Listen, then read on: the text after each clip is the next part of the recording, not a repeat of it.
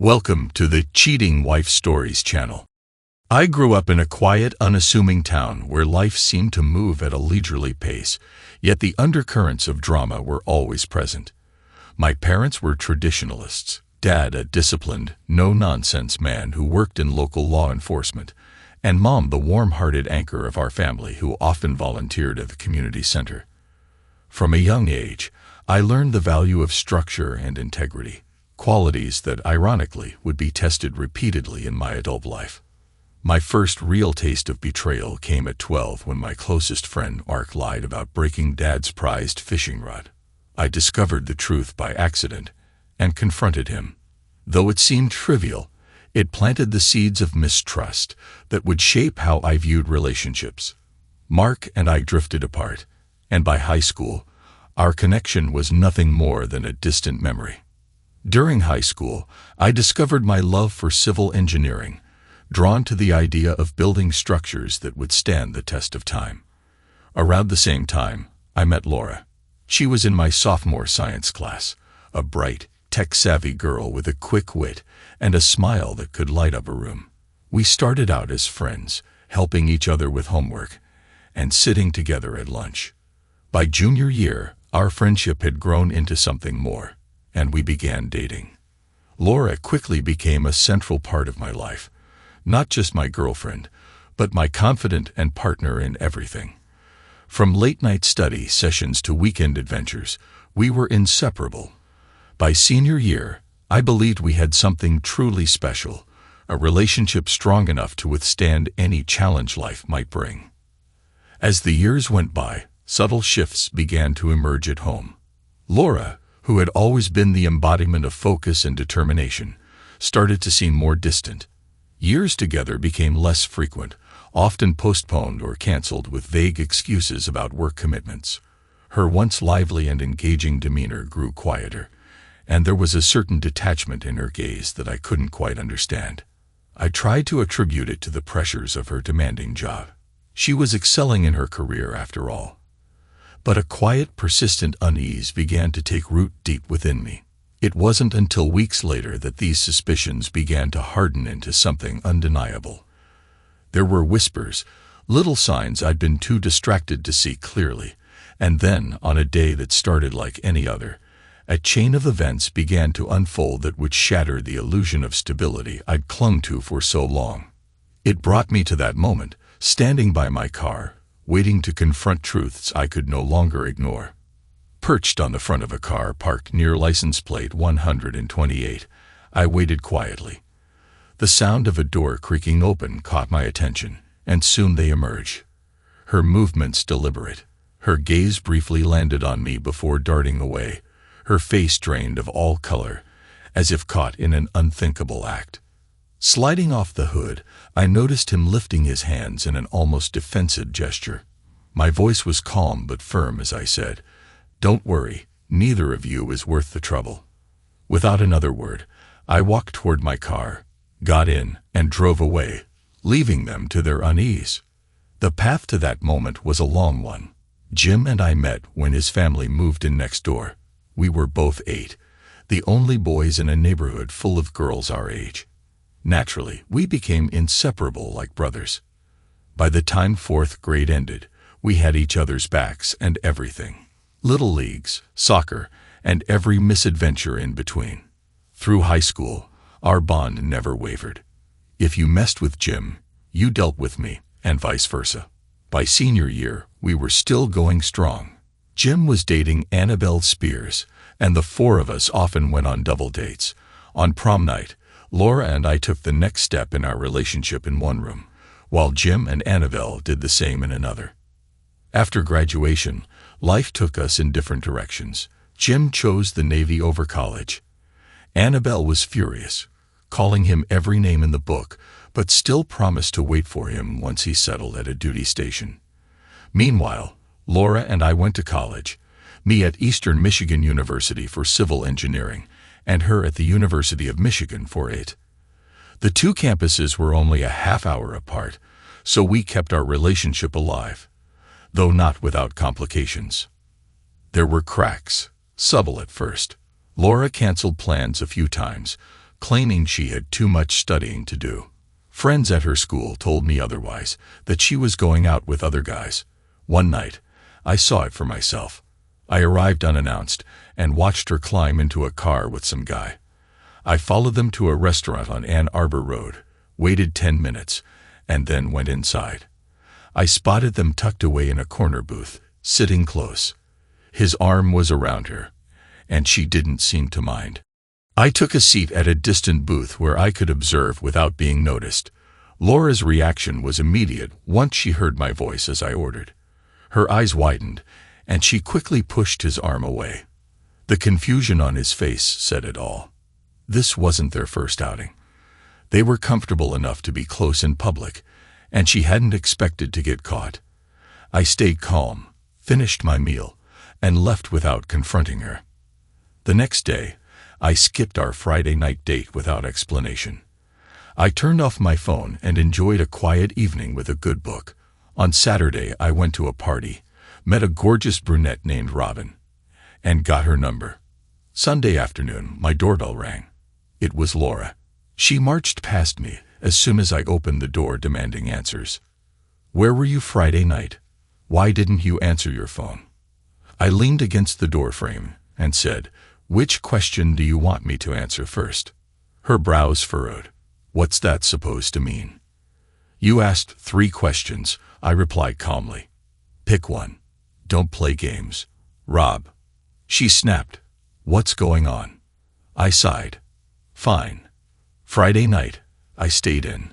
Saturday, I went to a party, and as for the phone, I turned it off." Her expression darkened as she crossed her arms. "Why didn't you call me if you weren't coming?" "I figured you'd already made other plans with your boyfriend," I said, keeping my tone neutral. Her jaw dropped. "What are you talking about? You're my boyfriend." "Then who was the guy at the restaurant Thursday night?"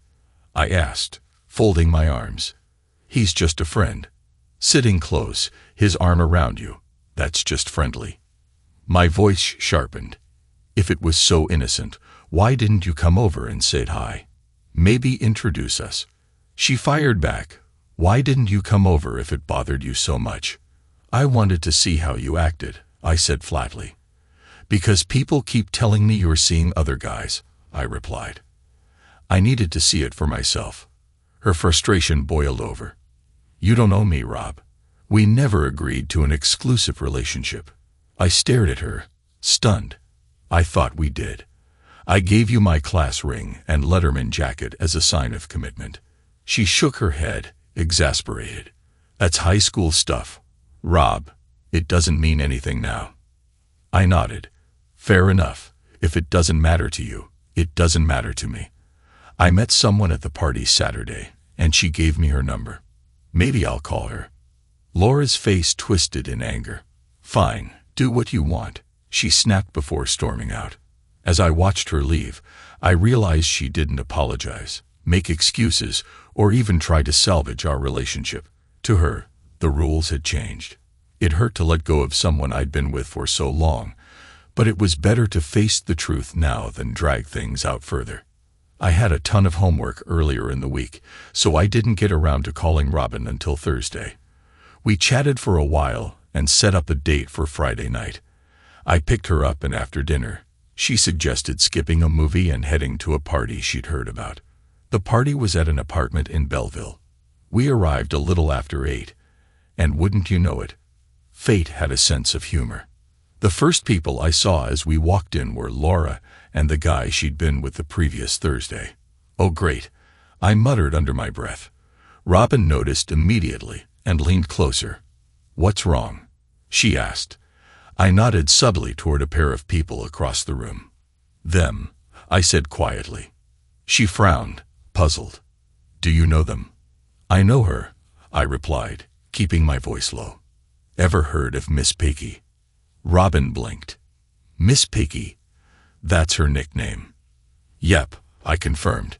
"She's got a reputation, a real mess. Someone came up with it, and it stuck." Robin gave me a skeptical look. "Are you sure she deserves it?" I shrugged. What else would you call a girl who's supposedly planning to marry her boyfriend, but sneaks around with other guys when he's not around? Her expression hardened slightly. Do you know that for a fact? No, I admitted, not firsthand. But I've heard it from enough people to believe it. Robin tilted her head, studying me. And how do you know her? She asked cautiously. I hesitated before answering. I was the guy she claimed she was going to marry.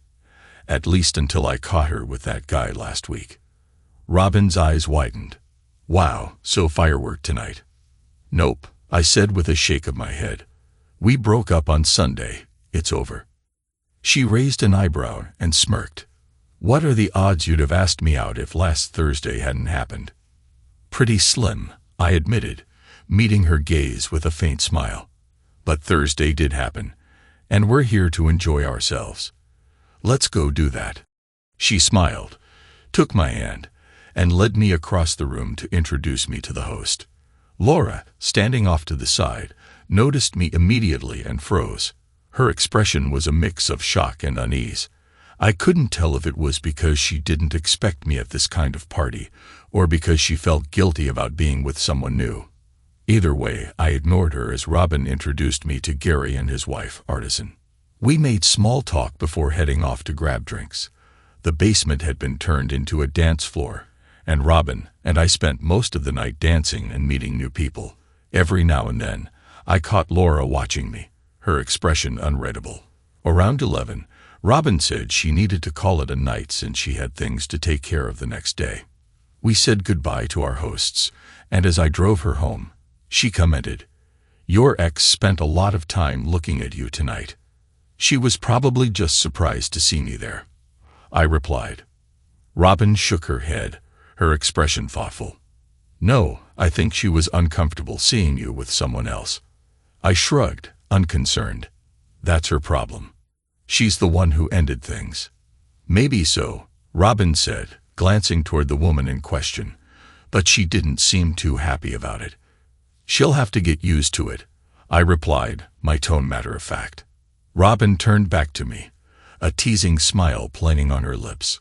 So, does this mean I'll be seeing you again, or are you planning to date every girl you meet? I smiled, meeting her gaze. I prefer one girl at a time. I had a great time tonight, and I'm definitely going to ask you out again. As long as you say yes. You'll be the only one. Robin raised an eyebrow, her tone playful. What if I'm not ready to settle down with just one guy? Then you'll say no, I said with a grin, and I'll find someone else. If that doesn't work out, I'll circle back to you. Rinse and repeat until I find someone who's all in. Robin laughed, her eyes sparkling. I like your confidence. Let's give it a shot. How about tomorrow night? Perfect, I said, smiling back. When we got to her door, she surprised me by saying, I usually don't kiss on the first date, but I guess there's a first time for everything. She kissed me softly and added, see you tomorrow. When I got home, Dad was still awake. As I walked through the door, he glanced up from the couch. Laura called, he said. I shrugged. It's late. I'll deal with it in the morning.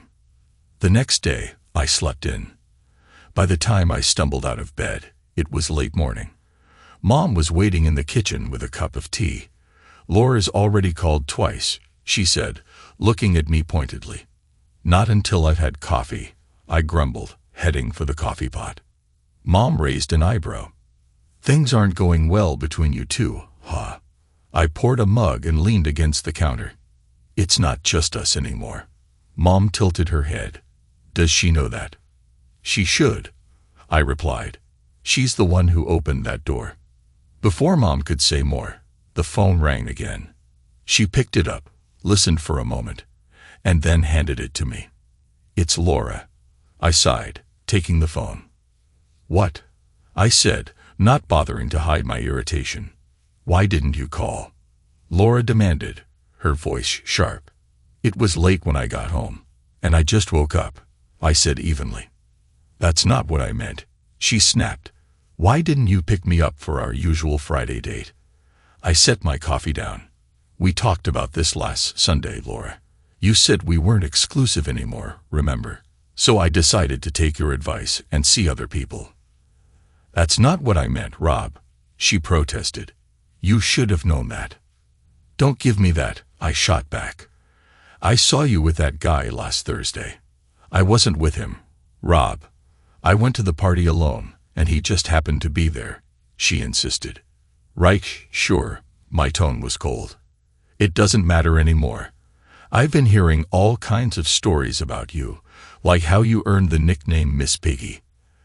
"That's not true, Rob," she exclaimed, her voice shaking. "Whatever you've heard, it's all lies."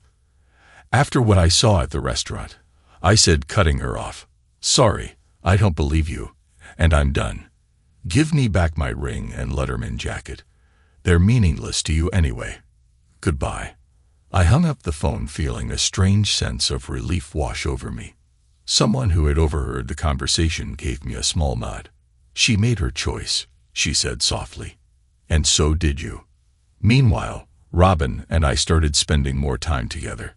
Around the same time, I was getting letters from Jim. He'd completed boot camp and was training for the Navy SEALs. He never mentioned Annabelle, so I didn't either. Not that he'd want to know. Annabelle had been with a string of guys since he left. Eventually, she disappeared completely. The next I heard, Jim had finished his training, was stationed in Norfolk, and planned to marry her. He wrote, "Wish you could be my best man. But we had to move fast to get on the base housing list." Poor guy, I thought. The moment he steps out the door, she'll have someone else in her life before the echo of it closing even fades. Thanks to a college fund set up by my grandparents when I was born, I wasn't hurting for money. It covered tuition and even let me rent an off-campus apartment.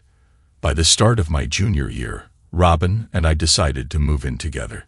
It gave me a glimpse of what married life might feel like, and honestly, I loved it. After 6 months of living together, I started thinking about taking the next step, making things permanent, although a part of me worried that what we had was too good to last. Robin gave no hint that she wasn't as committed as I was, at least not until I suggested she start looking for an engagement ring. That's when she dropped a bombshell. After graduation, I planned to move back to California and marry my childhood sweetheart, who was currently studying in England on a Rhodes Scholarship. "We have an open relationship," she explained. "We'd agreed it wasn't realistic for two young, healthy people to go years without being close with someone else. He knows about you, and I know about the English girl he's seeing. It shouldn't change things for us in the short term." "But of course it did change things, at least for me," I replied. Overnight, what I thought was a romantic relationship turned into something more like a friendship. While I valued Robin as a person, I needed more than just fun and casual companionship. Over time, we started to drift apart. 4 months later, almost to the day, Robin confronted me. "You don't want to be here anymore, do you?" I'd admitted that I didn't feel comfortable staying and explained why. "I'm sorry, love," she said softly. "I almost wish I didn't love Alex so much. If it weren't for him, you'd be my first choice." "Thanks, I guess," I replied. "So what do we do now? Flip a coin to see who moves out?" She shook her head. "No need. I've been expecting this. My mom still hasn't rented out my old room.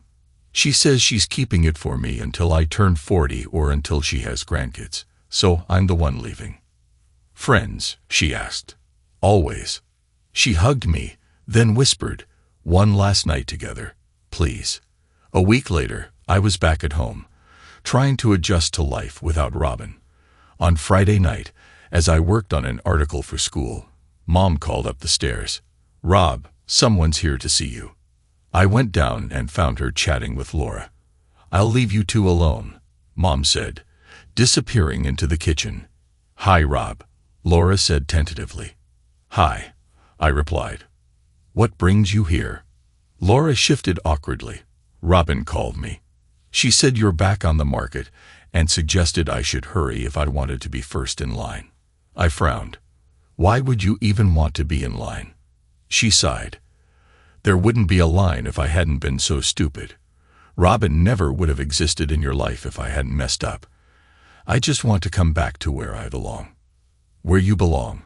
I asked, puzzled. She held up her hand, showing me my class ring still on her finger. "I never gave this back," she said. "There's a party at Alice Johnson's house tonight.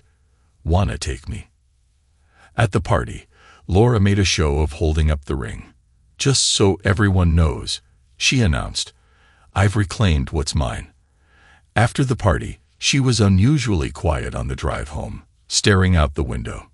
When I pulled up in front of her house, I asked, "Do you want to go apartment hunting with me this weekend? Splitting rent will be cheaper than living in motels." She glanced over at me, her eyes narrowing slightly. "Wait, are you asking me to move in with you?" I gave her a small smile. The thought has crossed my mind. She tilted her head, considering. "What time should I be ready?" "At 9. I replied, trying to keep my tone casual. She grinned. "Good, you've got a date." Laura and I moved into a 2-bedroom apartment midway between Ann Arbor and Ypsilanti. We converted the second bedroom into an office, where we set up desks for her computer and my work. About a month later, Jim came home on leave, and he and Annabelle often hung out with us. They seemed happy together, which made me wonder if I'd misjudged Annabelle's character. But after Jim returned to Iraq, Annabelle wasted no time moving in with another man. A few weeks later, she was spotted with yet another guy, a former boyfriend. Gossip swirled about her hosting wild gatherings and engaging in questionable behavior. I thought about telling Jim, but Laura talked me out of it. "Rob, it's not our business," she said. "For all we know, Jim and Annabelle have an open marriage. It happens in the military." "That doesn't sound like something Jim would agree to," I said. "Even if it's not," Laura replied, "do you think he'll thank you for telling him? He loves her. He'll just blame you for ruining everything. Let it go." Jim returned from Afghanistan just in time to be the best man at my wedding to Laura. Afterward, he and Annabelle moved to Norfolk for the final months of his service. When he was discharged, they came back home, and Jim found work with a construction company. For 2 years, they seemed happy. They often visited Laura and me, and there was no sign of trouble. When Jim took a 4-month job in Alaska, everything unraveled. Annabelle quickly started seeing another man, Gary Mellows, Jim's boss. By the time Laura and Annabelle crossed paths at their doctor's office, Annabelle was 7 weeks pregnant, even though Jim had been gone for over 3 months. The truth reached Jim through mutual acquaintances. He flew home unannounced, rented a car, and parked near his house. When he saw Gary enter the house, Jim waited 15 minutes before walking in with a digital camera, ready to catch them in the act. 15 minutes later, an ambulance arrived in response to an emergency call, taking Mellows to the hospital. When the police showed up, they were ready to arrest Jim until he showed them the photos on his camera. Jim had been using a camera set to continuous shooting, and the series of images clearly captured Mellows lunging at him. While Mellows may have been trying to grab the camera, the photos made it obvious that Jim was acting in self-defense. The officers accepted Jim's explanation and left. 20 minutes later, Annabelle emerged from the house with a single suitcase and locked the door behind her. The divorce process was swift and uneventful, as was the lawsuit Jim filed against Mellows for alienation of affection. Jim also filed a maltreatment suit, claiming Mellows had hired him only to send him out of town so he could pursue Annabelle. Mellows could have settled out of court and avoided the public spectacle, but he chose to fight. This decision backfired spectacularly, exposing his actions to everyone. The jury ruled in Jim's favor, awarding him $1.3 million. After covering court costs and taxes, Jim walked away with just over $750,000. He used the money to pay off his house, install an in-ground pool, and buy a new Ford F-350. Once the divorce was finalized, Annabelle vanished, and rumors spread that she had left town. Mellows, meanwhile, had to sell equipment and property to cover the judgment. His business took a hit as clients deserted him, unwilling to trust a man who betrayed one of his employees. With some money left in the bank, Jim approached me with an idea. "Why don't we start our own company? We can scoop up the business Mellows lost. You handle the design, and I'll take care of the construction." Laura and I discussed it, crunched the numbers, and decided to go for it. That's how RJ Constructors was born. The partnership worked well. We not only picked up many of Mello's former clients, but we also beat him out on several major projects. Jim made sure everyone knew, and we outperformed Mello's, fueling our reputation. The next 5 years flew by. Jim dated casually, but never found anyone he wanted to settle down with. He spent a lot of time with Laura and me, often joining us for outings with his latest girlfriend. Life was good. Laura's career was thriving. She'd risen to a regional manager position and was a top contender for a VP role. I didn't think things could get any better. Unfortunately, I was right. One Tuesday, after wrapping up a lunch meeting with a potential client, I was approached by none other than Gary Mellows. "Can I buy you a drink?" he asked. I didn't hold any personal grudge against Gary. As far as I was concerned, if Annabelle had thrown herself at him, it wasn't entirely his fault for giving in. I never fully bought into the story about him scheming to send Jim away. I always figured Annabelle probably visited Gary's office under the guise of picking up Jim's paycheck and made her intentions clear. "Sure," I said, accepting his offer. As we sat down, Gary started the conversation casually. "How's business?" "Not bad," I replied. "Could always be better." "Ever thought about selling?" he asked. "Selling? Why would I do that?" "To make Jim my partner," I laughed. "Are you serious?" He opened his briefcase, pulled out a folder, and handed it to me. "Take a look." Inside, I found several photos. The first showed Laura and Jim holding hands as they entered a motel room. The others captured them leaving the motel, kissing or hugging in public. My stomach dropped. Gary leaned back in his chair. "I'm sorry. I hired someone to follow Jim to dig up dirt for payback. When the private investigator gave me these photos, I didn't know she was your wife. But I knew from the rings she was married, so I had the investigator figure out who she was." I stared at him, stunned. "Why? You were guilty of what Jim accused you of." Gary shrugged. "Not exactly. Yes, I had an affair with Annabelle, but I didn't scheme to send Jim out of town. She came to my office, shut the door, and started taking her clothes off. She told me, 'You send Jim away, so you'll have to take care of me while he's gone.' What was I supposed to do? I'm single, and Annabelle was persuasive." He paused for a moment, then added bitterly, "As far as I'm concerned, this is Jim's fault. Everyone knows Annabelle's reputation. He should have seen it coming." I let out a frustrated sigh. "Regardless, you slept with her. Why go after him now?" "Because he ruined me with that lawsuit," Gary said, his voice hard. "And I want payback. I'm just sorry you're caught in the middle." I gestured toward the photos spread out on the table. "How long has this been going on?" "The investigator says at least a year," Gary replied. "Maybe longer." I shook my head, disbelief creeping into my voice. How could it have gone on for so long without me knowing? Gary leaned forward, his tone almost sympathetic. "If she never gave you a reason to be suspicious, how would you know?" I studied him for a moment before asking, "So why do you want to buy me out?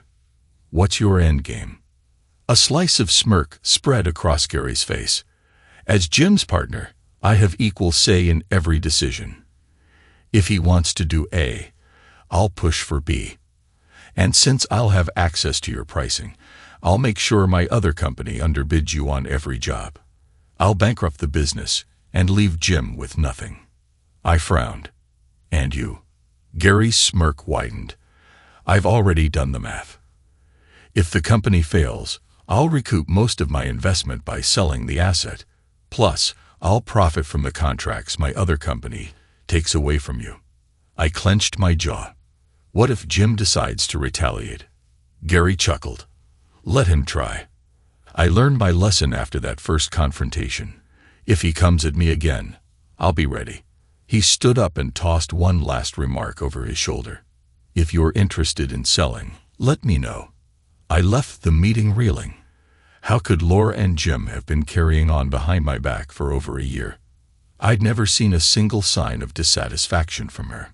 To me, everything in our relationship had seemed perfect. What had I missed?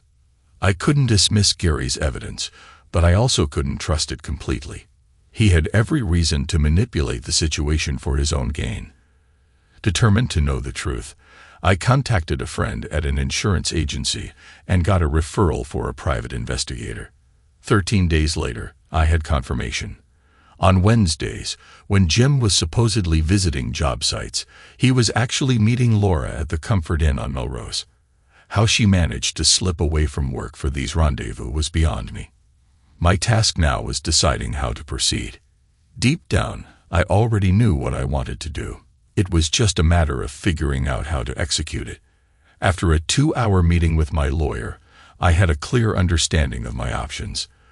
We lived in a no-fault divorce state, which meant everything would be split equally. My biggest concern was ensuring that Laura didn't get a dime from the sale of my share of the business. To make that happen, I realized I'd have to bend the truth. Even so, she would still likely get some of the money. I struck a deal with Melrose to sell him my portion of the company. On paper, it appeared I sold it for 1/3 of its actual value, and that portion went into a personal bank account under my name. The remaining 2/3 went straight into an offshore account I'd set up beforehand. The arrangement was that Melrose wouldn't step into the office or occupy my desk until the next morning. Once everything was set, I handed Laura and Jim their respective documents: divorce papers for Laura, citing infidelity, and a lawsuit for Jim on the grounds of alienation of affection.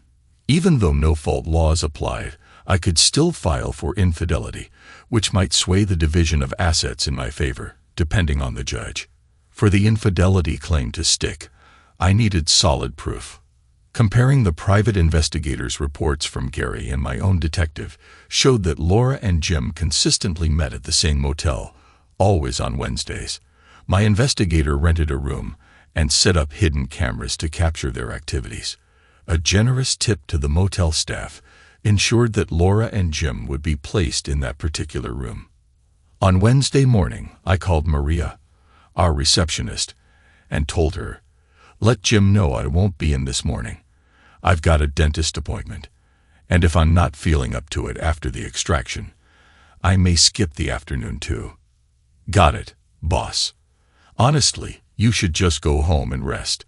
Dental work is no joke," she replied sympathetically. After Laura left for work, I returned to the house and let the locksmith in to change all the locks. By 9 a.m., the job was done. I then went to the bank and drained our accounts, including the safety deposit box. My lawyer had advised me to only take half, but I was in no mood to play fair. Screw Laura. She could fight for her share later. I also withdrew the amount I expected to receive from the business sale. If Jim wanted it back, he could take me to court. For now, I had the upper hand. At 12:10 p.m., my detective called. "They've arrived. Room 128, he said. I drove to the motel, met briefly with the detective, and parked outside the room. Sitting on the hood of a nearby car, I waited for them to emerge. When they finally did, I had a brief confrontation before walking away. As I left, another man approached them and served them with papers. Laura's packet included divorce papers and a temporary restraining order, barring her from coming within 500 feet of me or the house. To get the restraining order, I had to fabricate a story that I had overheard them plotting against me, discussing my insurance policy and the value of my business assets. There was a pending hearing to determine whether the order would become permanent, but in the meantime, she couldn't enter the house without court approval, and I had no intention of giving her a key to the new locks. Jim's packet included a lawsuit for alienation of affection, along with a short pointed note. "You know how these things work, don't you? How does it feel to be on the receiving end for a change? As I drove away, I called Mellows. It's done. Enjoy your first day in the office tomorrow. From there, I headed straight to the airport, parked my car in long-term parking, tossed my phone in the glove compartment, and boarded a flight to Cabo San Lucas. For a week, I focused on scuba diving, relaxing on the beach, and clearing my mind. When I finally turned my phone back on, it was flooded with voicemails, mostly from Laura, though Jim had left 4 messages too. I wasn't interested in hearing from either of them. Would I have liked an explanation? Sure, but I'd already decided to put them behind me and move on. Their reasons for betraying me were irrelevant. I wasn't going to let them take up any more space in my thoughts. After checking in with my lawyer to let him know I was back, he informed me that Laura had been trying to contact me nonstop, desperate to retrieve her belongings. At first, I considered letting the court supervise her visit to the house. Then, a better idea struck me. A way to mess with her. I called her myself. "What do you want?" I asked. "I need to get my clothes and other things from the house," she said, clearly frustrated. "The court staff won't let me break in, and I don't have a key." "You don't need to bother," I replied coldly. "I donated everything to Goodwill. I didn't want any reminders of your lying, cheating self in my home." "You had no right to do that," she shouted.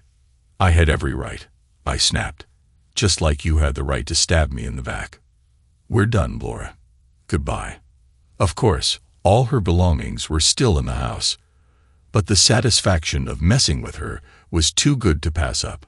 Later, I called Maria, our receptionist, to check in on the company. "How's everything going over there?" I asked. "For me?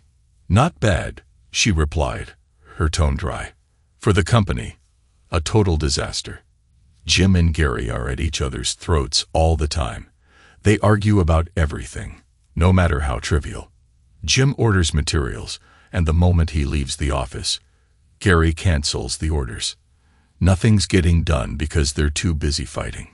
She paused, then added with a hint of amusement, "I even resigned last week, but Gary doubled my salary to convince me to stay.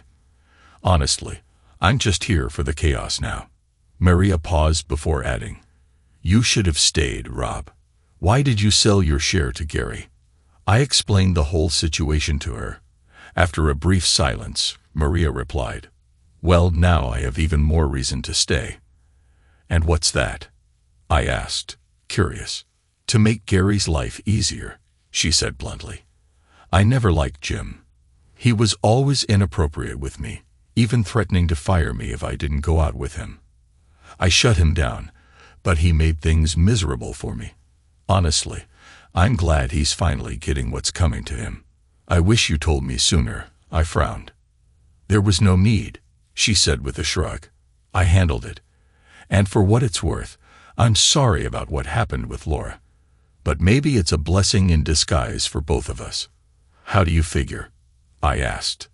"It means you're single," she said with a teasing edge. "And maybe I'll finally get my shot." I laughed, surprised. "I thought you were engaged." "I was until 3 weeks ago, when I caught him doing what Laura did to you." "Well, Maria," I said, smiling despite myself, "when I'm ready to date again, I'll make sure your name is at the top of the list." "I'll hold you to that," she said playfully. "In the meantime, don't be a stranger." That day, my phone rang endlessly -16 times in total. 14 calls were from Laura and 2 from Jim. I couldn't fathom what Jim could possibly have to say that I'd want to hear. If he was looking for something from me, he was out of luck. Without a second thought, I deleted all the calls, ignoring any voicemails they left. By the time I got home, I felt oddly at peace. I cooked dinner, poured myself a drink, and decided to check in with Gary Mellows to see how his grand plan was unfolding. "Things are going smoothly," Gary said with a smirk in his voice. "I made sure to be sitting at your desk when Jim walked into the office. The moment he saw me, his face turned red, and he demanded to know what I was doing there. I smiled and said, Meet your new partner." He looked like he'd swallowed a hornet. Watching him read the agreement was the highlight of my week. Gary paused for dramatic effect before continuing. Things escalated pretty quickly. Jim ordered a fuel truck for the Wilkins site because the equipment was running out of diesel. As soon as he left, I canceled the order. By the time one of the loaders ran dry, Jim was on the warpath yelling at Allied Fuel. They told him it was me who canceled the order and that they wouldn't tolerate his attitude. When he confronted me, I told him the prices were too high and I was looking for better options. That didn't sit well with him. "I heard you two came to blows," I said, intrigued. Gary chuckled. "We did. I overestimated my chances in a fistfight with him. But I got a few kicks in. Let's just say he'll be sore for a while." "Well, keep at it. Looks like everything's going according to plan," I replied, ending the call. After hanging up, I headed to the room I'd turned into my office and sat down at the computer to update my resume. I was ready to start fresh and planned to begin my job search the next day. As I was working, the doorbell rang. Opening it, I found Jim standing there.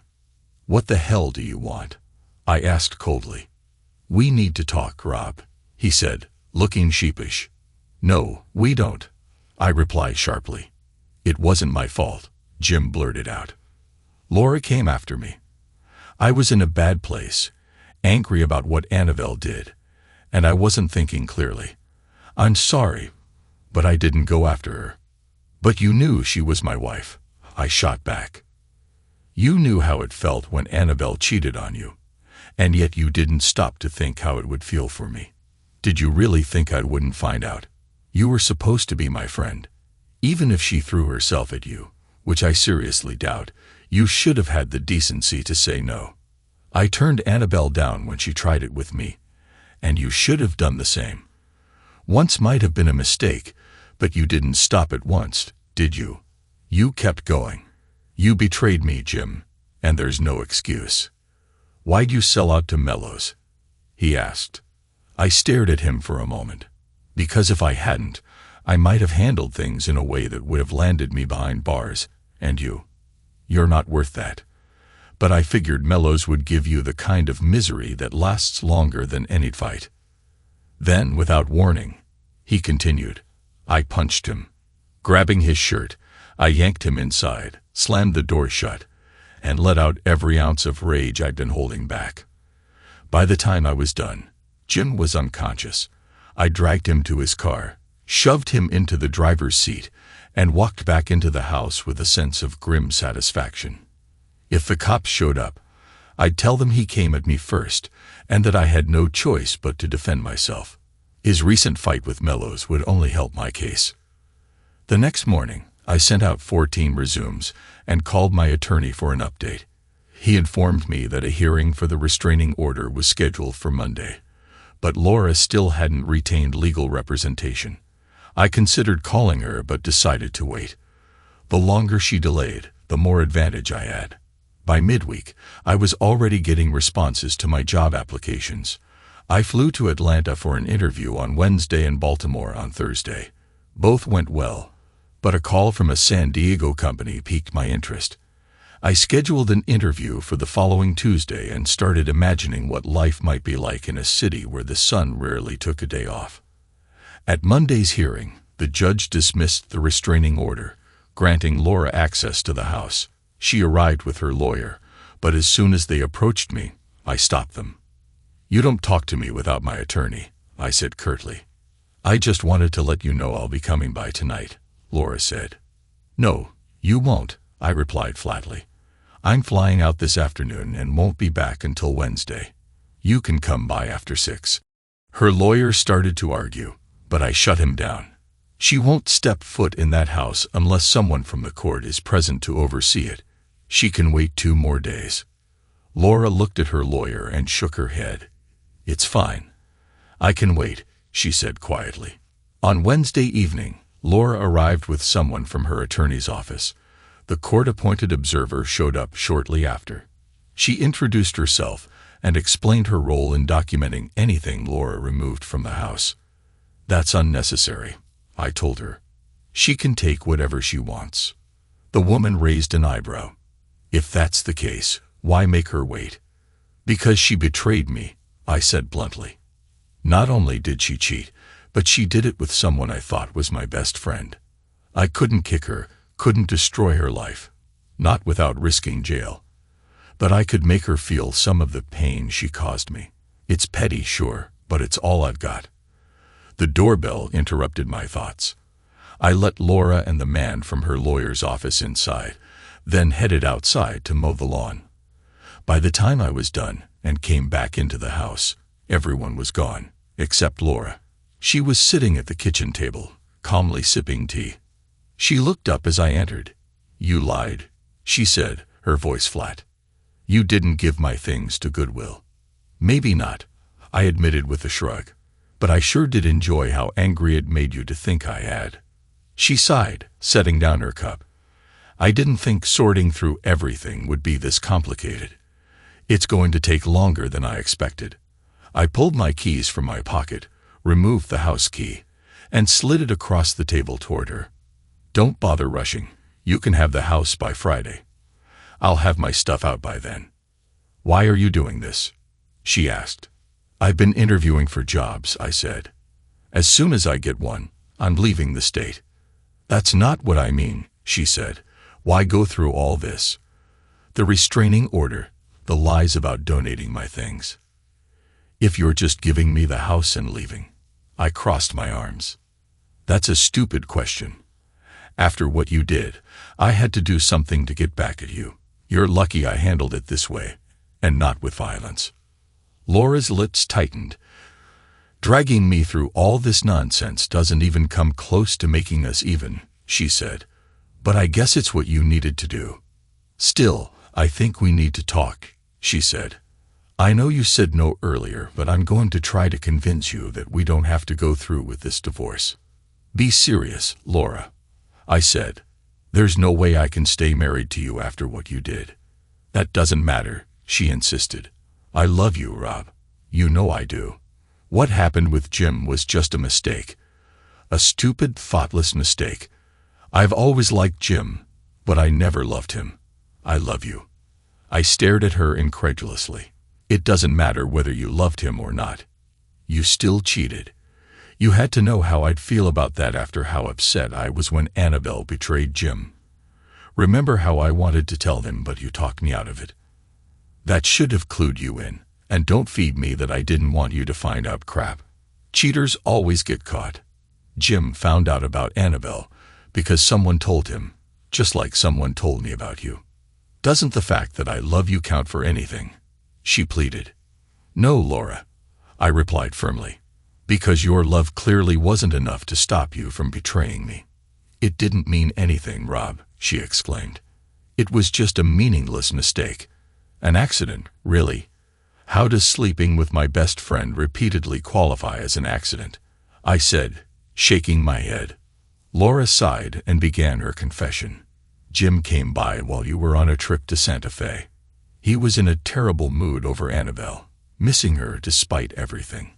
We had a drink, and he started crying.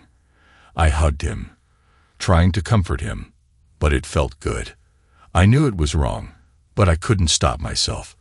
The next time you went out of town, we both knew why he was coming over. It was never about love. It was just excitement. I never neglected you, Rob. I love you." "We don't have to end things," she said. I laughed bitterly. "Fix it? How? I'll never trust you again. You betrayed me, Laura. If I stayed, I'd spend the rest of my life wondering if you'd do it again.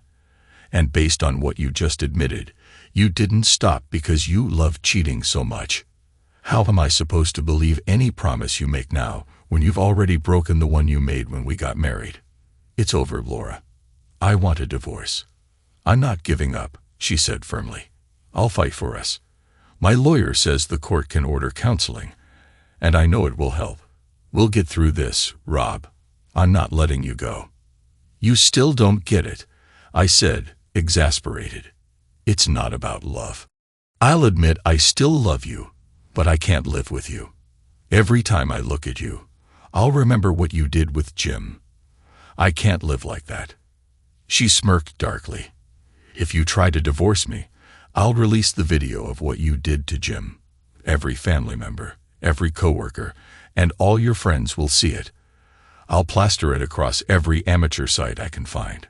"You're bluffing," I said, calling her out. "Am I?" she replied. I walked to my office, retrieved a copy of the security footage from my briefcase, and handed it to her. "Here," I said, "watch it, then decide if you really want to show this to anyone else." Without waiting for her response, I turned and walked away. "You can pick up the house on Friday," I called over my shoulder. "But for now, you need to leave." Over the next 2 days, I packed up my belongings, put most of them in storage, and moved into a temporary apartment at the executive suites. For the following 2 weeks, I traveled across the country for job interviews in Salt Lake City, Philadelphia, Atlanta, Chicago, and Detroit. While I felt the interviews went well, I didn't hear back immediately from any of the companies. Sitting at my desk one evening, I reviewed my finances and realized I could survive for 6 years without working. I started researching cities with lower living costs, hoping to stretch my savings further, maybe 8, even 10 years. It was time for a fresh start, somewhere far from Laura and the mess she had created. Laura signed the divorce papers and sent them back to my attorney. For a moment, I almost wished she hadn't. A small part of me would have enjoyed scattering CDs of her and Jim's escapades all over the house for her to find. But a deal's a deal. According to our agreement, we were splitting everything 50-50, and each of us would handle our own legal fees. Since I was the one who initiated the divorce, I bore the cost of my lawyer. Laura got the house, which worked out fine since my share of the equity roughly matched what I still owed the bank. True, I had to give her half of what I made selling my stake in the company, but I planned ahead for that. The other 2/3 were safely hidden in an offshore account. Through the grapevine, I heard an amusing bit of gossip. After I left, Jim began mistreating Laura so aggressively that she had to file a restraining order against him. I didn't care what happened to either of them, but the irony made me laugh. For now, I decided to wait until the divorce was officially finalized before making any big decisions. Soon, companies began responding to the interviews I'd attended. One, based in San Diego, invited me back for a follow-up. I was starting to arrange travel when my phone buzzed. It was Gary Mellows. "How'd you like to own your old company again?" he asked.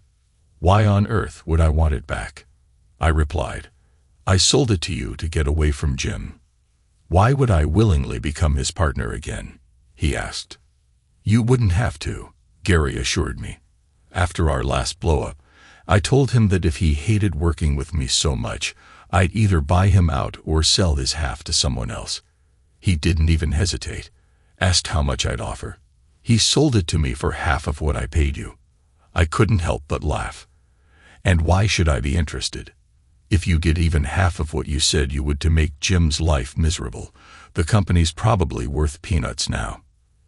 "You might be surprised," he said. "Come by the office and we'll talk." Curiosity got the better of me, so I went. The moment I walked in, Maria jumped up from her desk, gave me a big hug, and then poked her head into Gary's office to let him know I was there. Gary didn't waste any time.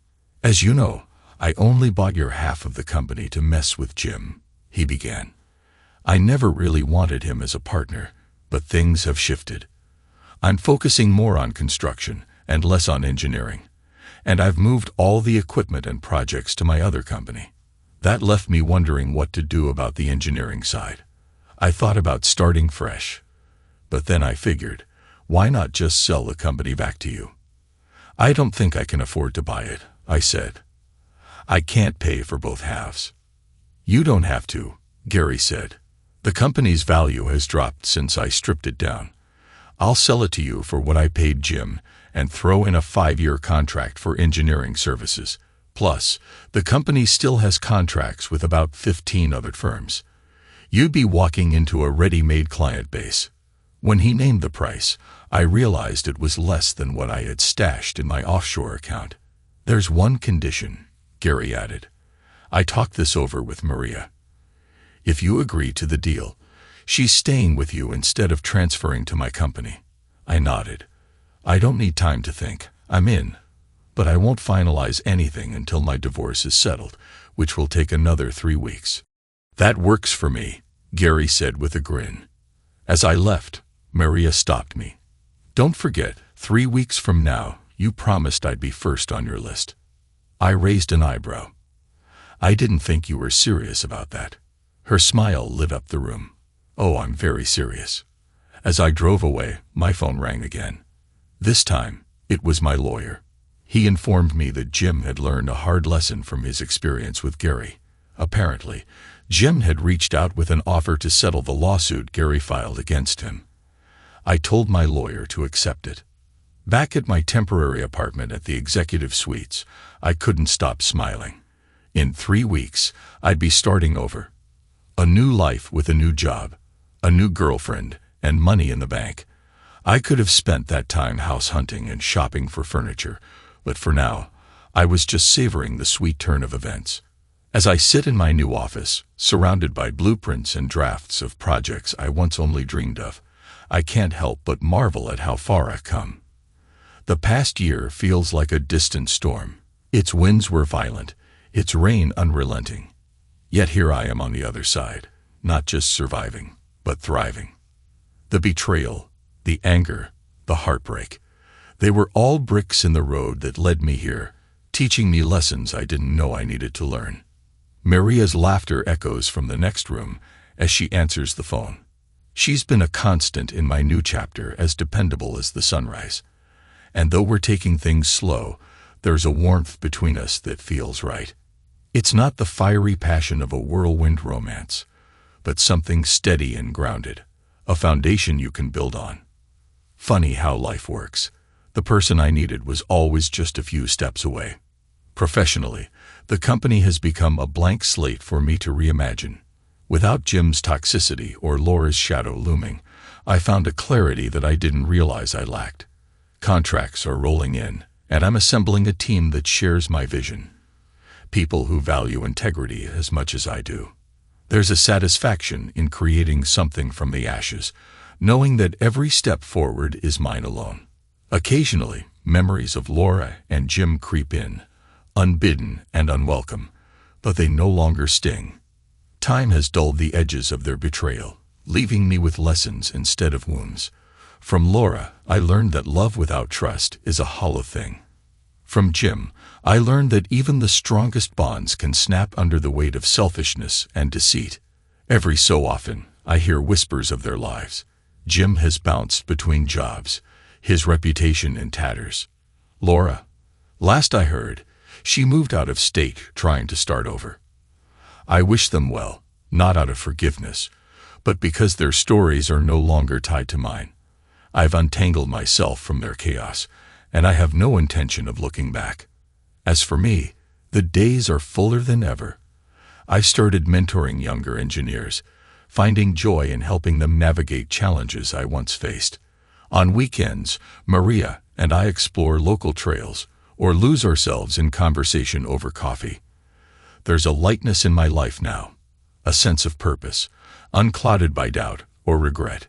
The scars are there, of course, faint reminders of what I've endured, but I wear them with quiet pride, proof that I faced the storm and emerged stronger. If there's one thing I've learned, it's that endings are rarely the end. They're beginnings in disguise, waiting for us to pick up the pieces and start anew. For the first time in a long time, I'm excited about what's next. Whatever it is, I know I'll face it with the strength I've gained, the lessons I've learned, and the people who truly matter by my side. Life isn't about the storms we weather, it's about the skies we find afterward. And right now, my skies have never been clearer. Thanks to everyone who took the time to listen to today's stories. If you enjoyed it, please consider liking and subscribing if you haven't already. Feel free to share your thoughts on the events in the comments below. Take care.